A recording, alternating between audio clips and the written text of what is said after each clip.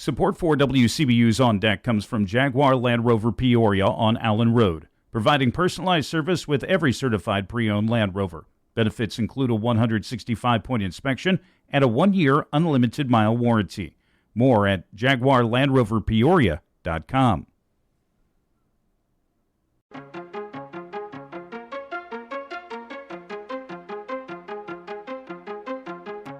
Pekin's mayor explains a change from a campaign platform. That's just one of the things you'll want to hear about to start your day for Monday, July 1st. I'm Colin Shope, and this is WCBU's On Deck.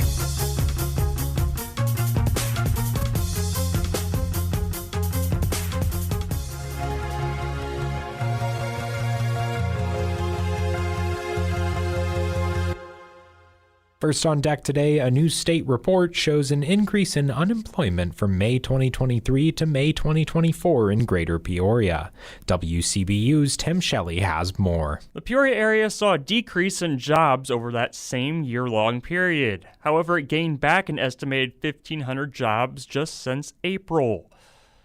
Greater Peoria Economic Development Council CEO Chris Setti says he's encouraged by job growth in the manufacturing sector. What happens on the kind of the global stage is what's going to impact here. And so we haven't seen any kind of global slowdown too much that has impacted then, well, we need to make less bulldozers or we need to make less mining trucks. Given the widespread fears of a recession in 2023, Setti says the number of jobs remaining on the level is good, but it could always be better. I'll never be satisfied because if ever there are people who are who want to work and can't find it, then that's an issue that needs to be addressed. The EDC's job board currently has more than 1,400 open positions posted. Setti says those open positions paired with people more actively looking for jobs is a promising sign for future growth in the region. For WCBU's On Deck, I'm Tim Shelley with reporting from Cameron Cutanello. Here are some other stories we're following in the WCBU newsroom. Illinois Central College President Sheila Quirk-Bailey says the college's enrollment continues to trend in a positive direction in recent years. And Mayor Rita Ali expects better things to come for Peoria over the next few years. Plus, starting today, undocumented immigrants in Illinois can get standard driver's licenses. You can find more of these stories and all the details at WCBU.org. The city of Pekin recently added a utility tax and increased some service fees as it looks to correct its shaky financial standing. Despite making a campaign promise not to raise taxes or fees, Mayor Mary Burris voted in favor of these increases. Burris explains her reversal in an interview with WCBU's Joe Deacon.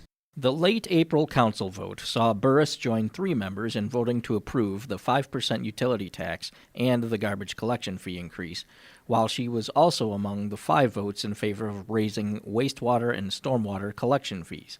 Burris says she realizes her position change raised eyebrows. I have been criticized, and I know exactly what I did say. I did say we cannot raise taxes and fees, but I also didn't realize just how bad the city was. The city's budget for the 2024-25 fiscal year contains an $11.8 million deficit, with expenditures at $117 million. That includes $5 million worth of cuts that will see 2 staff positions left vacant, some road construction and street improvement projects delayed, and business assistance trimmed. Burris says she regrets not getting a clearer picture of the city's bottom line before taking office.